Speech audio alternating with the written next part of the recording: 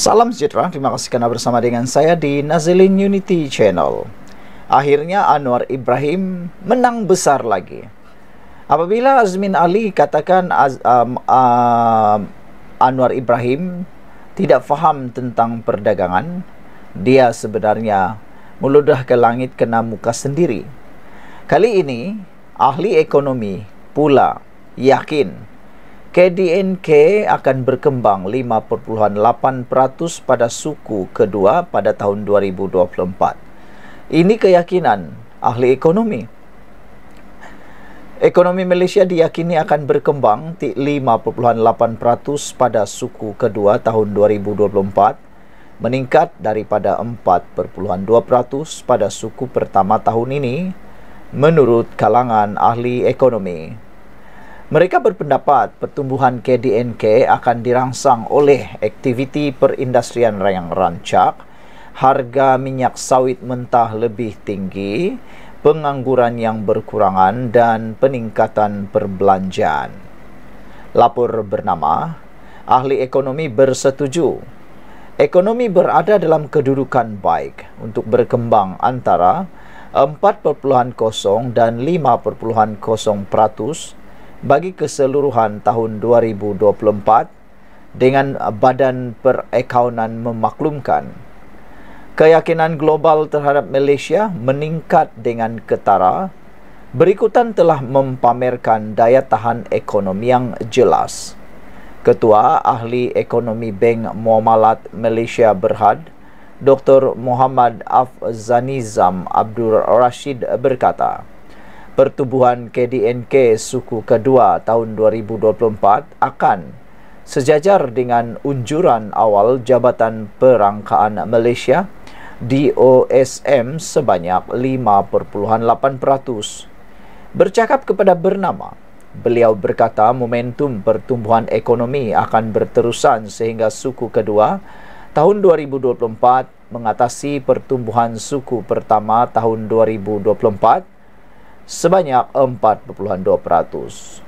Muhammad Afzanizam berkata, data semasa menunjukkan ekonomi Malaysia dijangka bertambah berkembang baik pada Jun.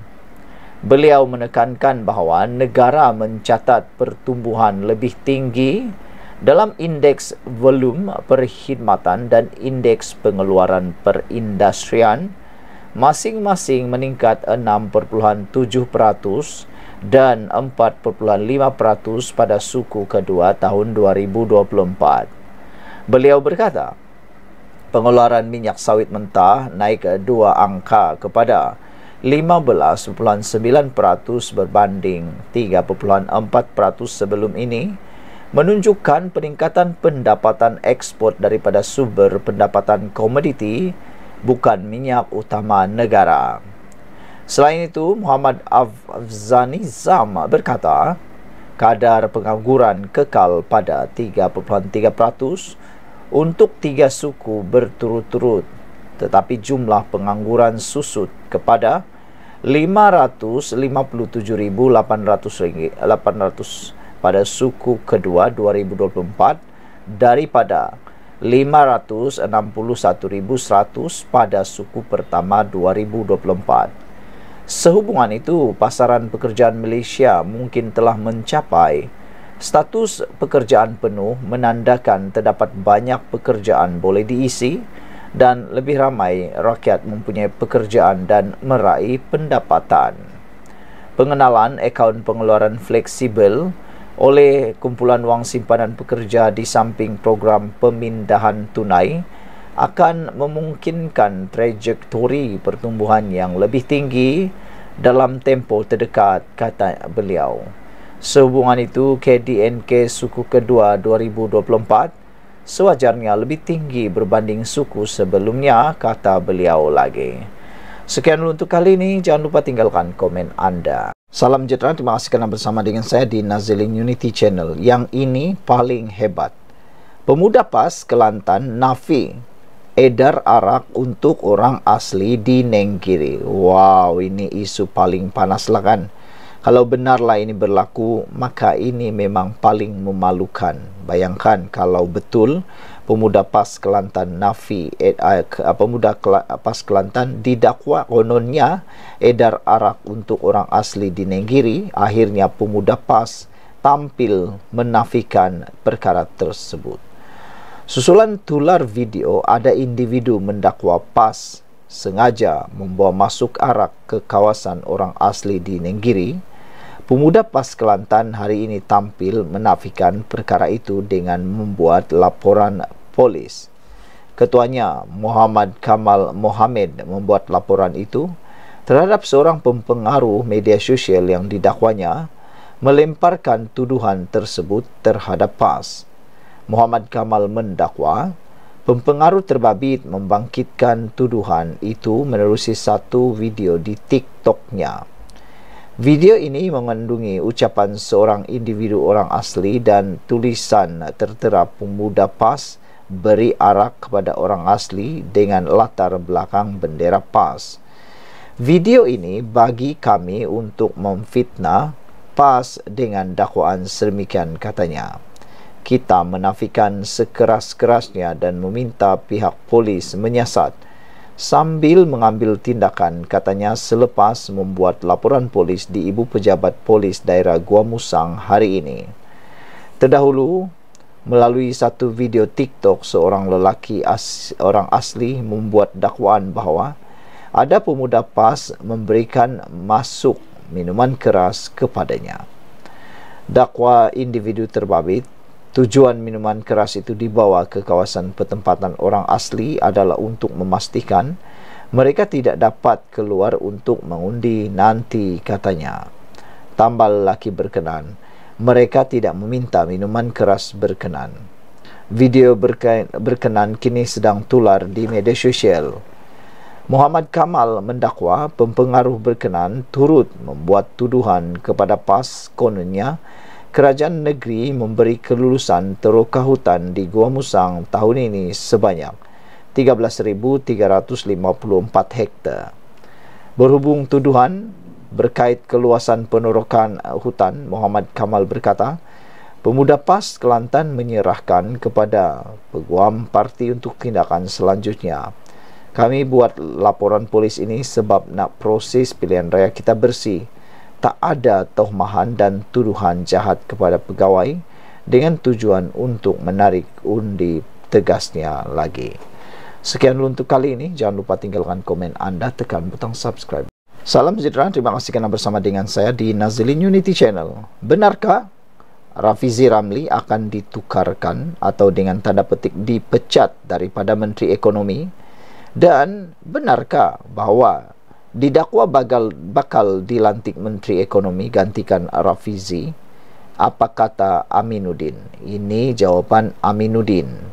Tiada angin, tiada ribut, tiba-tiba nama Menteri Besar Negeri Sembilan, Datuk Seri Aminuddin Harun, disebut-sebut bakal dilantik sebagai Menteri Ekonomi. Kabar angin tersebar itu susulan dakwaan bakal berlaku rombakan kabinet besar-besaran dalam pentadbiran Anwar Ibrahim. Melihat kepada prestasi ekonomi yang semakin membaik, Aminuddin hanya menganggap kabar tersebut itu sebagai gurauan nakal sahaja.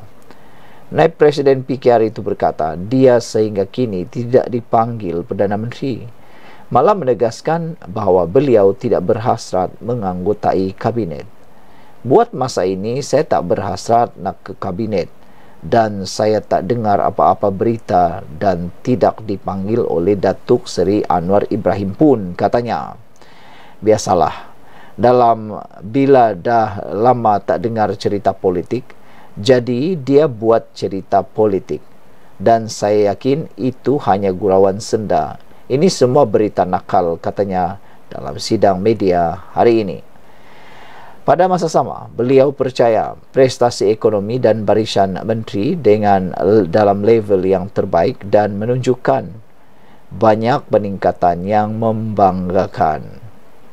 Justru, beliau yakin kedudukan yang disandang menteri-menteri ketika ini tidak akan diganggu-gugat. Sekian untuk kali ini. Jangan lupa tinggalkan komen anda. Jumpa lagi. Salam sejahtera. ini satu lagi tangkapan ataupun pendedahan daripada SPRM. Jerung besar akhirnya kedapatan kantoi ditangkap. Apabila ini melibatkan rasuah projek Lebuh Raya, SPRM perlukan kenyataan 50 saksi lagi. Wow, ini memang luar biasa hebat. Saksinya saja mencapai 50 orang. Agak-agak berapa jumlahnya yang terlibat ini? SPRM memerlukan kenyataan saksi seramai 50 orang lagi bagi membantu siasatan terhadap pengurusan tertinggi syarikat konsensi Lebuh Raya yang ditahan sebelum ini selepas disyaki meminta serta menerima rasuah bernilai lebih RM1.6 bilion ringgit membabitkan pembinaan 2 projek Lebuh Raya di Lembah Kelang. Ketua Pesuruhjaya SPRM Tan Sri Azam Baki berkata, setakat ini seramai 11 orang sudah ditahan termasuk Ketua Pegawai Eksekutif Syarikat Terbabit dengan 11 kertas siasatan sudah dibuka katanya lagi. Saya ada mendapat makluman daripada pegawai atasan atau siasatan. Daripada pegawai siasatan, kertas siasatan sedang giat disiapkan di mana setiap satu siasatan memerlukan tambahan 5 ke 6 orang saksi lagi katanya lagi. Jadi, kalau 11 kertas siasatan, maksimum dalam 50 orang saksi yang diperlukan dipanggil bagi memberikan keterangan. Katanya pada sidang media selepas merasmikan program inisiatif pencegahan rasuah melalui pemerkasaan, amalan perakaunan dan pengauditan di sebuah hotel di sini hari ini. Hadir sama Akauntan Negara Nur Yati Ahmad, Naib Chancellor UiTM Profesor Datuk Dr. Sharin Sabib Sahabuddin, Timbalan Ketua Audit Negara Kewangan Fatima Ramuji, Ketua Pegawai Eksekutif MIA Dr. Wan Ahmad Rudirman Wan Razak, Presiden MICSA Datuk Akbar Moin Duni, Timbalan Ketua Pegawai Eksekutif SSM Rezi Izwan Ramli dan Pengarah Jabatan Khas Lembaga Hasil Dalam Negeri LHDN Datuk Akmal Johari Ismail. Azam berkata, banyak keterangan perlu diperoleh daripada pihak kontraktor dan sebagainya. Terdahulu beliau melaporkan 8 individu termasuk seorang CEO dan 2 pengurusan tertinggi syarikat konsesi Lebuh Raya di Reman selepas disyaki meminta serta menerima rasuah bernilai lebih 1.6 bilion ringgit membabitkan pembinaan 2 projek Lebuh Raya di Lembah Kelang. CEO bergelar Datuk bersama 2 pengurusan tertinggi syarikat konsesi itu dan 5 lagi individu yang juga pemilik sebuah syarikat di Reman bagi membantu siasatan. Mereka ditahan menerusi ops lintas ketika hadir memberi keterangan di Ibu Pejabat SPRM pada 24 Jun lalu. Saudara-saudara sekalian, dengan adanya laporan ini, kita terkejut. Adakah ini adalah kes yang paling besar bakal kita temui? Rasuah projek Lebuh Raya, SPRM perlukan kenyataan 50 saksi lagi, kata Azam Baki. Kita jumpa lagi. Bye-bye. Salam sejahtera. Terima kasih kerana bersama dengan saya di Nazalin Unity Channel. Ini pendedahan paling luar biasa kerana melindungi premis pelacuran. Timbalan pengarah bersama 5 penguatkuasa PBT didakwa terima rasuah esok. Yang ini kita bolehlah sebut padan muka. Siapa suruh pergi lindungi premis pelacuran? Itu sebabnya premis-premis pelacuran, rumah-rumah urut yang tipu, rumah-rumah urut yang menggunakan modus operandi kononnya mengurut, tapi rumah pelacuran kekal berselerakan di negara ini. Sepertinya tidak ada penghujung. Rupa-rupanya ada orang yang melindungi. Rupa-rupanya ada orang yang terima rasuah daripada kegiatan haram itu. Mereka lupakan dunia dan akhirat. sehingga mereka sanggup sudahlah melindungi premis pelacuran, terima rasuah lagi itu. Aduh, dua perkara dosa yang pastinya mereka lupa atau buat lupa. Hari ini sekali lagi didedahkan kerana lindungi premis pelacuran, timbalan pengarah bersama 5 penguatkuasa PBT didakwa terima rasuah esok. Timbalan pengarah bersama 5 pegawai penguatkuasa sebuah pihak berkuasa tempatan PBT yang ditahan kerana disyaki melindungi premis-premis pelacuran dan premis perniagaan menggunakan lesen Alibaba di ibu kota ini akan dihadapkan ke mahkamah esok. Sumber berkata, pegawai kanan berkenan bersama seorang pegawai bawahannya akan didakwa di Mahkamah Shah Alam, Selangor atas 3 pertuduhan meminta dan menerima wang rasuah daripada premis pelacuran di ibu negara. 4 lagi penguatkuasa PBT sama akan didakwa di Mahkamah Kuala Lumpur, masing-masing atas 1 pertuduhan menerima rasuah bagi melindungi premis-premis perniagaan yang beroperasi menggunakan lesen Alibaba di ibu negara. Pegawai kanan PBT berkenaan akan didakwa atas 3 pertuduhan kerana meminta dan menerima rasuah berjumlah kira-kira RM130,000, manakala seorang pegawai bawahannya akan dituduh atas 1 pertuduhan meminta wang rasuah daripada premis-premis pelacuran. Sementara 4 penguatkuasa terbabit pula didakwa kerana menerima wang rasuah antara RM200 hingga RM800 daripada premis yang menggunakan lesen Alibaba bagi melindungi mereka daripada dikenakan tindakan penguatkuasaan, katanya. Pada awal Jun lalu, berita harian BH melaporkan bahawa Suruhanjaya Pencegahan Rasuah Malaysia SPRM Kuala Lumpur telah menahan 3 penjawat awam termasuk seorang timbalan pengarah dalam satu operasi khas kerana dipercayai menerima rasuah secara bulanan daripada premis urut dan pelacuran di ibu kota iaitu Kuala Lumpur. Manakala bulan lalu SPRM Kuala Lumpur telah menahan 8 penguatkuasa PBT kerana dipercayai menerima rasuah daripada premis-premis perniagaan yang beroperasi tanpa lesen yang sah serta menggunakan lesen Alibaba. Sekian dulu untuk kali ini. Jangan lupa tinggalkan komen anda. Selamat petang, salam sejahtera. Ini berita baik yang diumumkan oleh Perdana Menteri kita, Anwar Ibrahim. Siapa sangka bakal diumumkan kenaikan gaji penjawat awam pada hari Jumaat ini, dijangka akan diumumkan.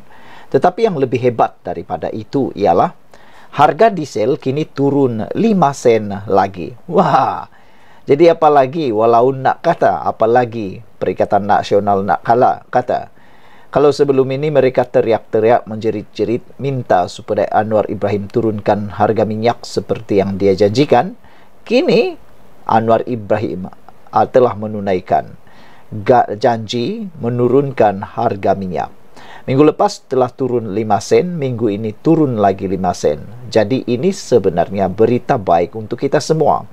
Dengan kenaikan gaji penjawat awam dan dengan penurunan minyak harga diesel ini, maka dijangka tiada kenaikan harga barang, bahkan mungkin berlaku penurunan harga barang. Harga runcit diesel diturunkan sebanyak 5 sen lagi kepada RM3.25 berbanding RM3.30 seliter pada minggu lalu. Menurut Kementerian Kewangan, penurunan tersebut berlaku berikutan keadaan semasa harga minyak global baru-baru ini. Kerajaan bersetuju menurunkan harga runcit diesel di Semenanjung Malaysia sebanyak 5 sen seliter kepada RM3.25 seliter dari 15 Ogos 2024 hingga 21 Ogos tahun 2024. Bagaimanapun harga RON 97 kekal pada harga RM3.47 seliter, manakala RON 95 pada RM2.05 seliter.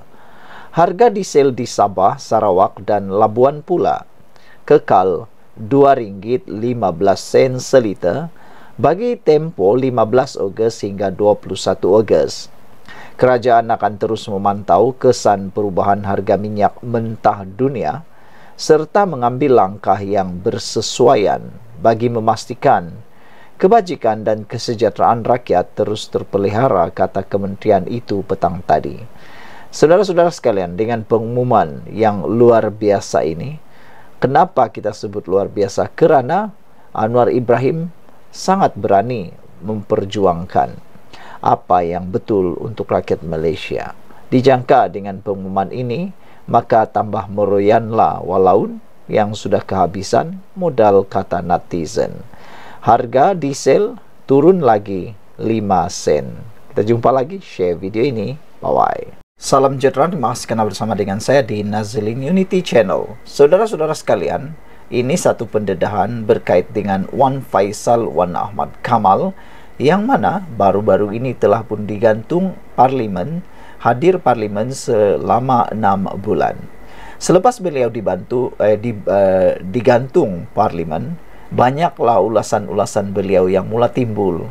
Keangkuhan dan kebongkakan kesumbangan beliau mula terselah apabila dengan beraninya beliau kata beliau berani berhadapan 2 lawan 1 menentang debat antara Rafizi Ramli, Fahmi Fazil menentang Wan Ahmad Faisal Wan Ahmad Kamal. Tapi ada netizen yang menasihati jangan, lebih baik Rafizi dan Fahmi Fazil jangan berdebat dengan beliau. Hal ini karena kata mereka taraf antara Wan Faisal dengan mereka berdua yang bertaraf menteri adalah jauh lebih seperti awan dengan bumi, langit dengan bumi. Kalau nak berdebat, kata mereka, pilihlah pendebat yang lebih relevan. Selain daripada itu, penganalisis politik kata kalau debat itu hanya mencari salah dan tidak ada sumbangsaran untuk pembangunan negara, lebih baik jangan buat debat tersebut.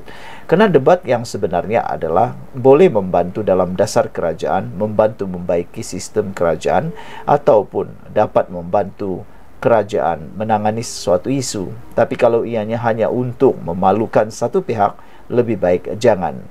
Walau bagaimanapun, pendedahan daripada Fahmi Fazil kali ini menyatakan Wan Faisal sebenarnya ketagih perhatian dan rasa tersakiti. Apa pendapat anda tentang pendedahan Fahmi Fazil ini? Benarkah apa yang beliau katakan ini? Menteri Komunikasi Fahmi Fazil menyifatkan ahli Parlimen Machang Wan Ahmad Faisal Wan Ahmad Kamal sebagai ketagih perhatian apabila mencabar beliau dan Menteri Ekonomi Rafizi Ramli berdebat mengenai isu penjualan saham Malaysia Airport Holdings Berhad kepada BlackRock Inc. Beliau berkata, Wan Faisal sepatutnya lebih arif mengenai peraturan jika ingin berdebat tentang sesuatu isu. Dia adalah seorang yang ketagih perhatian dan dia kalau nak debat sepatutnya janganlah bawa surat layang ke Parlimen. Dia sepatutnya datang ke Parlimen dan berbahas mengikut peraturan. Tapi saya rasa dan saya nampak dia sekarang tersakiti, katanya. Lagipun saya rasa dia seorang yang ketagih perhatian dan nakkan orang ramai melihat dirinya, kata Fahmi kepada pemberita selepas merasmikan projek jejak panda oleh Food Panda Malaysia di Pantai Dalam di Kuala Lumpur hari ini. Sebelum ini, Wan Ahmad Faisal menyatakan kesediaan untuk berdebat dengan Fahmi dan Rafizi di pentas Natural bagi menjawab persoalan berkaitan isu penggantungan beliau selama 6 bulan daripada menghadiri sidang Dewan Rakyat pada Julai lepas.